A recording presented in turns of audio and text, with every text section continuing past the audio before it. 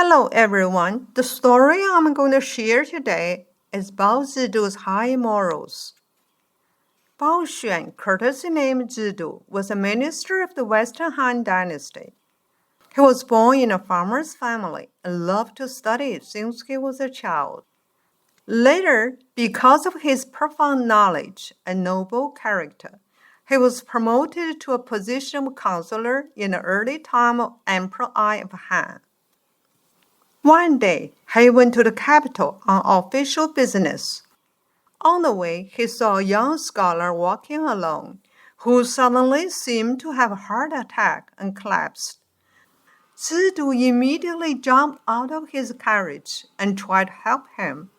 Unfortunately, the scholar died. Zidu did not know who he was and where he came from.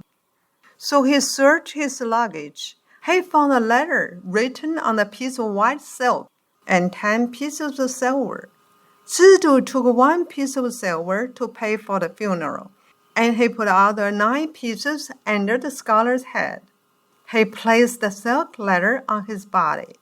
Looking at the young scholar's face, he wept and said, "If your spirit knows that you are dead, you should let your family know. I have urgent official business and I have to leave." Then he left.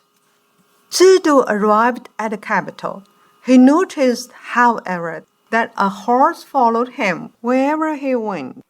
When people tried to stop it, the horse would not let them. It would only allow Zidu to touch it. After Zidu finished his business, he began traveling home. He soon noticed that he had gone the wrong way. It was getting dark. When he saw a large mansion where a marquis lived, Zidu went up to the gate to ask if he could sleep there that night. As he walked up to the gate, the horse followed him. When he knocked on the gate, the housekeeper came out. Zidu gave him his card. The housekeeper didn't even look at the card. Instead, he stared at the horse. Suddenly, he ran into the house. He told the marquis that the strange man at the gate was asking to stay all night, but he had stolen the horse that belonged to us. As he said this, he handed Zidu's card to the marquis. The marquis looked at the card and said, "I've heard that Zidu Bao is a minister with upright morals. I don't think he would have stolen our horse." Then he stepped outside. After greeting Zidu, he asked, "Where did you get this horse?" "It looks just like the one we lost a while ago." Zidu said, "A few months ago, I met a young scholar on my way to the capital. The scholar suddenly had a heart attack and died." Zidu explained that since he could not identify the scholar, he arranged his funeral. He also told the marquis that the horse appeared and began following him. The marquis was shocked and said, "That scholar was my son." He sent his servants to go and get his son's remains. When they returned, they opened a coffin where they saw the letter and pieces of silver. Everything was just as Zidu described. The marquis repeatedly thanked him. When the marquis family went to the imperial court, he told the emperor what had happened and recommended Zidu to him.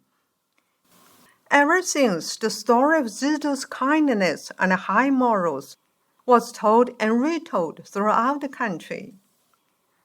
Chinese old people often say, if our ancestors accumulate virtue, our children and grandchildren will enjoy blessing. If our ancestors lack virtue, our children and grandchildren will suffer. It seems that this saying is indeed true. May we all do more good deeds and think more of others. When people around you are in trouble, can you help as selflessly as Bao Zidu? I hope that all kind-hearted people, no matter how fierce the surrounding storm are, can walk firmly on the road to bright light. Thank you very much for listening to the story. More touching stories will be ready for you if you just subscribe. Thank you again.